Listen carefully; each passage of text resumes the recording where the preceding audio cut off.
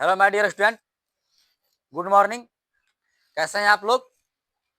उम्मीद करता हूँ कि बहुत अच्छे होंगे, स्वस्थ होंगे और पढ़ाई कर रहे होंगे। देखिए बाबू, आज एक बीएम क्वेश्चन लेकर आए हैं जो त्रिभुज का क्वेश्चन होगा और एक क्लास 10th का है बीएम क्वेश्चन जो आने वाले एग्जाम 2026 में होने वाले हैं। उसका एक बीएम क्वेश्चन त्रिभुज से लेकर आए, इसको जरा ध्यान पूर्वक समझिएगा, ठीक है ना। और यदि मेरे चैनल पर आप नए होंगे तो क्या करना है, चैनल को सब्सक्राइब जरूर करना है। चलिए क्वेश्चन की ओर बढ़ते हैं।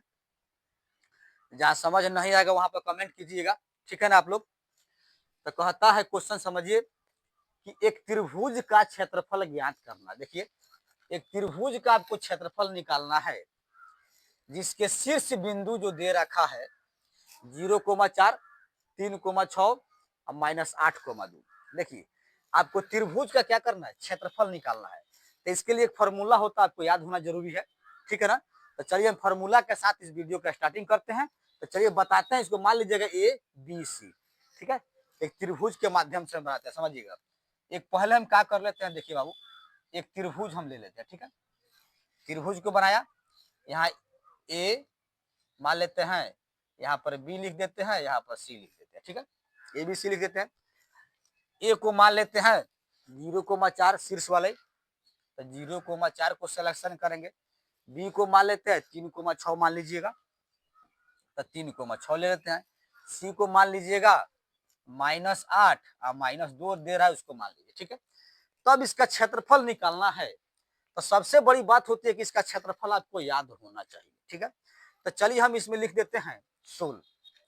चलिए 16 करते हैं। 16 मान लेते हैं, माना कि, एकदम वीडियो को अंत तक जरूर देखिए बाबू। माना कि बिंदु यानी त्रिभुज के शीर्ष बिंदु ले लीजिएगा ए, 0,b 0,4 है। बी पर ले लीजिएगा 3,6 और सी को ले लीजिएगा -8, ठीक है। तब इसका क्षेत्रफल निकालना है। तो चलिए देखते हैं। तो प्रश्न से लिखिएगा, तो प्रश्न से, ठीक है, हम प्रश्न से लिख देते हैं, ठीक है ना। तो त्रिभुज किसका क्षेत्रफल, ABC का क्षेत्रफल निकालना है। ABC का क्षेत्रफल आपको फॉर्मूला याद होना चाहिए, 1/2 होता है। देखिए याद कर लीजिएगा, x1 होता है y2 - y3 लिखिएगा, ठीक है। प्लस लिखिएगा x2 होता है y3 - y1 होता है। इसके बाद लिखिएगा x3, ठीक है, y1 - y2 होता है। देखिए बाबू, यह फॉर्मूला आपको याद होना अति आवश्यक है, बहुत जरूरी हो जाता है। यदि आप इस मैथ को सोल्व करना चाहते हैं, हल करना चाहते हैं, यह फॉर्मूला आपको याद करना होगा, ठीक है ना। इस फॉर्मूले को याद कर लीजिएगा। चलिए आगे बढ़ते हैं। 1/2 यहाँ पर रख देते हैं। अब क्या करना है, अब x1 कह रहा है, x1 देख लीजिए, आपका 0 कहता है तो 0 रख देना है। x1 में 0 रख दीजिए बाबू, 0 रखा। y2 में से y3 घटाना है। अब y2 है क्या आपका, देखिए y2 आपका 6 है, यहाँ पर देखो सेट किए हैं 6 है, आप 6 लिख दीजिए। इत्मीनान से एकदम समझते जाइए, जहां दिक्कत हो कमेंट कर सकते हैं। तो y2 के 6 हो गया, माइनस के माइनस लिख दिए हैं y3।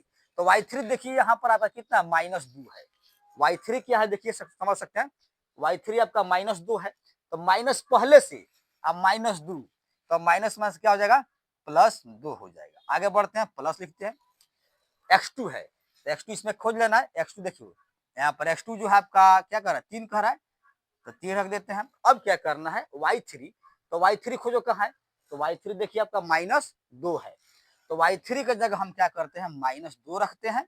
अब माइनस y1 कहता है, अब तो y1 क्या कहता है, 4 है, तो 4 को रख देंगे लाकर, 4 रखा, ठीक है। आगे बढ़ते हैं, प्लस। अब x3 चाहिए, तो x3 देखो मेरे बाबू, यहाँ पर -8 है, तो यहाँ से -8 जो है ब्रैकेट में रखिएगा। और y1 में से y2 फिर घटाना है। तो y1 क्या है आपका, देखो यहाँ 4 है, तो 4 को हम रख देते हैं ब्रैकेट से 4। और माइनस y2 कहता है, तो y2 देखो कितना है, 6 है y2 पर, तो 6 कर देना। अब ब्रैकेट अपना लॉक कर दीजिएगा। अब गुना करना है, आगे बढ़िए। 1/2 लिख देते हैं, यहाँ से 0 की संख्या में गुना करता है, 6 2 8 हो गया, मान लेते हैं 6 2 8 हो जाएगा। और 0 गुना 0 ना होगा जी, तो डायरेक्ट काम करते हैं, 0 लिख देते हैं, प्लस। अब देखिएगा 3 यहाँ से है, तो 3 को रखा ब्रैकेट से, पहले गुना है तो गुना डाल देंगे, अब -2 -4 -6 आ जाएगा। ठीक है, -6 आ जाएगा। अब हम करते क्या है, प्लस के प्लस रख देते हैं। ठीक है, अब यहाँ समझो, यहाँ -8 कर अभी रहने देते हैं, -8। अब 4 में से आपका 6 घटेगा तो क्या आएगा, -2 आ जाएगा। ब्रैकेट लॉक करना है, 4 में से 6 घटेगा, -2 आ गया। अब आगे बढ़ जाइए, तो 1/2 रखते हैं, जीरो का जोड़िएगा, जीरो आ जाएगा ना, यहाँ से जीरो को नो वैल्यू हटा दीजिएगा, तो प्लस और माइनस, प्लस माइनस माइनस होता है, 6 तिरका 18 हो जाएगा, यहाँ से प्लस, फिर समझेंगे, 6 तिरका कितना हो गया, माइनस में 18 हो जाएगा, प्लस का प्लस किया, 8 दूना 16 हो जाएगा, 8 दूना 16, लेकिन माइनस माइनस प्लस हो गया, 8 दूना 16 हो गया। अब चलिए इधर बना देते हैं इस पेज पर, देखिए 1/2 रखिएगा, 1/2 हम लिखते हैं। ठीक है, अब समझते हैं कि 16 में से 18 घटाना है, तो 16 में से 18 जाएगा तो कितना, 2 आएगा, लेकिन माइनस में 2 आ जाएगा। ठीक है ना, तो यहाँ पर -2 अपना सेट कर दीजिएगा। ठीक है, अब समझते हैं, चलो इसको कटा लेंगे। अब कहिएगा सर कटेगा ना, तो कटा दीजिए इसको, तो 2 एकम 2, तो -1 आ जाएगा। कटने के बाद 2 2 कैंसिल, तो -1 आ जाएगा। तो अब कहिए सर बताइए माइनस में किस क्षेत्रफल तो आता नहीं है, लेकिन जब माइनस में क्षेत्रफल नहीं आता है तो इसको क्या प्लस में ही रखिएगा। ठीक है ना, तो यहाँ से कह लिख दीजिएगा लास्ट में, अतः त्रिभुज ए बी सी का क्षेत्रफल जो निकल कर बाहर आ रहा, माइनस में क्षेत्रफल नहीं होता है, तो प्लस में 1 लिखिएगा, और लास्ट में क्या लिखिएगा, वर्ग मात्रक, वर्ग मात्रक। लास्ट में क्या रखना है बाबू, वर्ग मात्रक। यही आपका आंसर आता है। क्यों आता है, यहाँ -1 में है, तो -1 में क्षेत्रफल नहीं होता है, तो +1 ही लिखिएगा, वर्ग मात्रक आपका आंसर हो जाएगा। तो उम्मीद करता हूँ यह जो क्वेश्चन बताए हैं त्रिभुज का समझ में आ गया होगा। तो वीडियो क्या करना है, लाइक करना, शेयर भी करना है, कमेंट भी करना है, और यदि मेरे चैनल पर नए हो तो क्या करना, समझ रहे हैं ना, चैनल को सब्सक्राइब भी कर दें। तो मिलते हैं एक और बीएम क्वेश्चन के साथ आप लोगों के साथ अगले दिन।